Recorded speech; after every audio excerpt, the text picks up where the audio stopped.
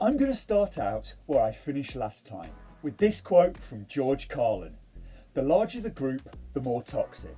The more of your beauty as an individual you will have to surrender for the sake of group thought. And when you suspend your individual beauty, you also give up a lot of your humanity. You'll do things in the name of the group that you'd never do on your own. Injuring, hurting, killing, drinking are all part of it because you've lost your identity, because you now owe your allegiance to this thing that's bigger than you are and that controls you.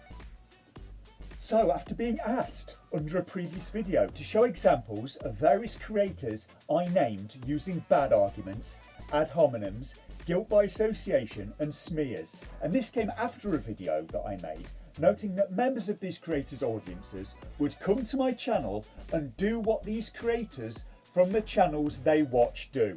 So I merrily started out with Hasan Piker and Ethan Klein. I was actually planning on covering a Vorsh Destiny debate this week, but this came up instead. And the responses were, for the most part, sadly very predictable. Ad hominems and people defending someone who said that they do not even try to be unbiased, as if that's a completely okay thing. You try to be unbiased? Fuck no, of course I'm biased. What are you, fucking stupid? Yes, I'm biased. Some people, it appears, very much enjoy bias, as long as it's in a direction that confirms their existing prejudice. But amongst these responses was the following. Everyone has inherent bias. Go and read a book or two, pale.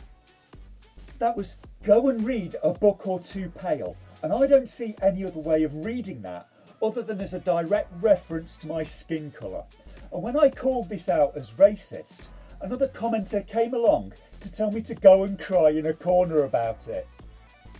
And sorry, no can do. Instead, I'm going to hit you over the head with your racism with all the tender loving care of a seal cull.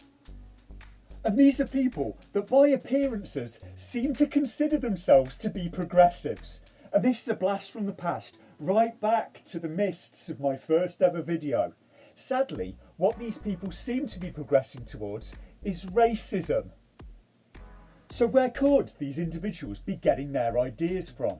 To help me out, I have a special guest appearance from Hasan Piker. So, what have you got to say about it, Hasan? Is that something that you ever said? That's not what I said, you dumb cracker bitch. Okay. Yeah. Thanks for that, Hasan. It's always nice to hear from a fan. Maybe we can do a collab soon.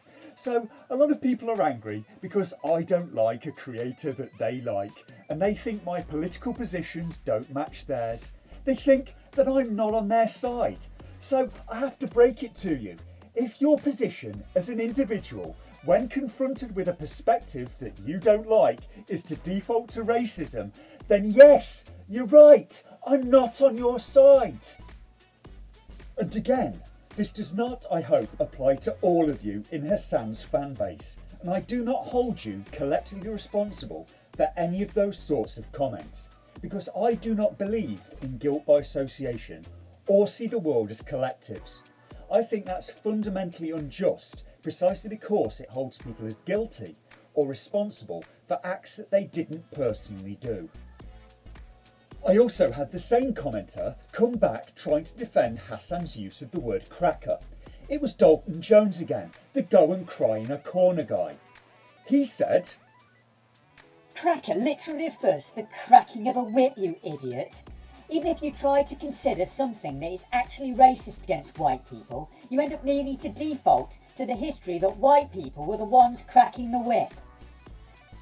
And sadly for Dalton, this does not appear to be true, at least according to the definitions of the words on dictionary.com, Merriam-Webster, Wikipedia and Oxford Languages. An article in NPR also delves into the history of the term. Because it seems that the roots of the term cracker go back even further than the 17th century, all the way back to the age of Shakespeare at least.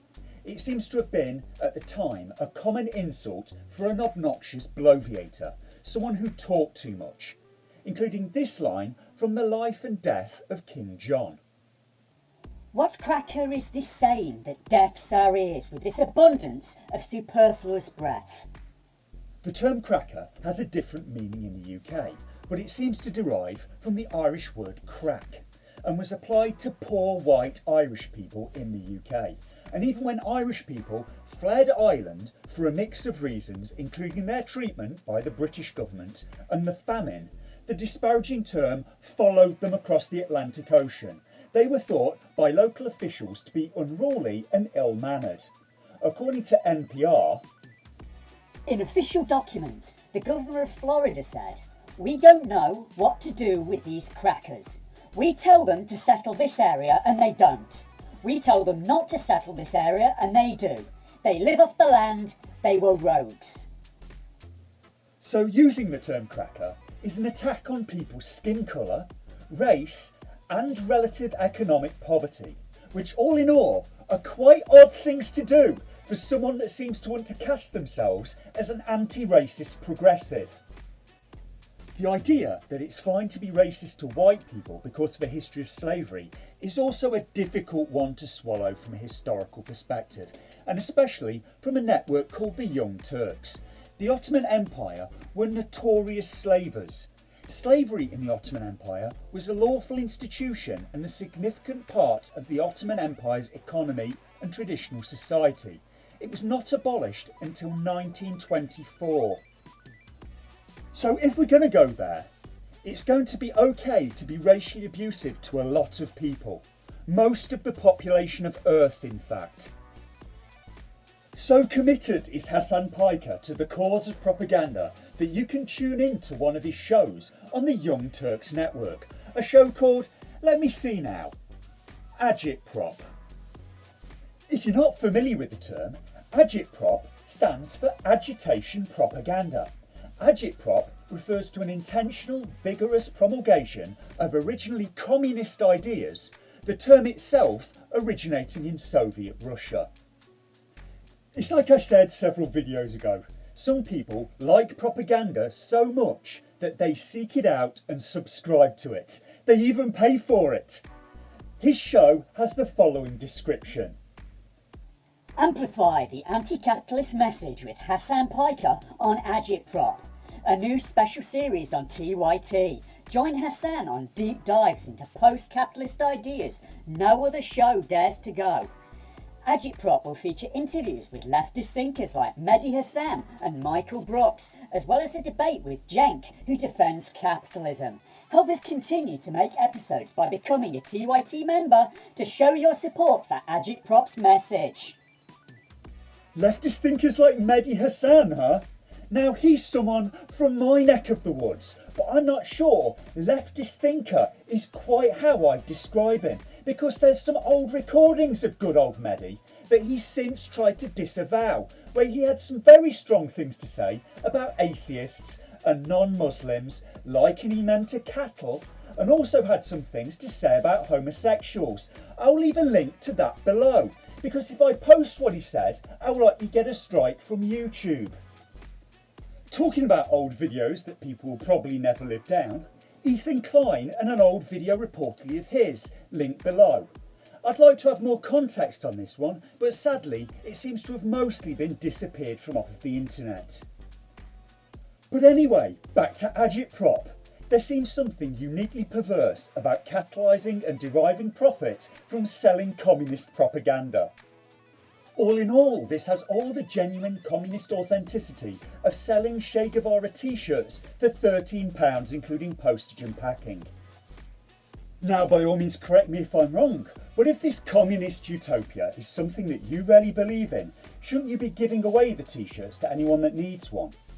Taken with these facts, it frankly comes across like you don't believe this stuff at all and are just using it to make money. So are you going to give away free subscriptions to your show to the needy?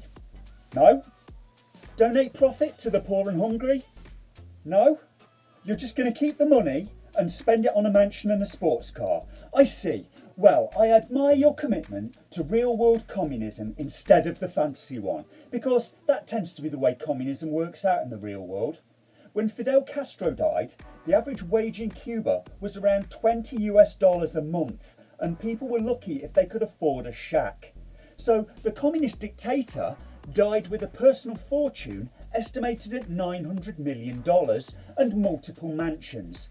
I'm sorry, but on the whole, this is coming off less like genuine belief and more like a communist live-action roleplay. Could you make me a cup of tea, please, Stephanie?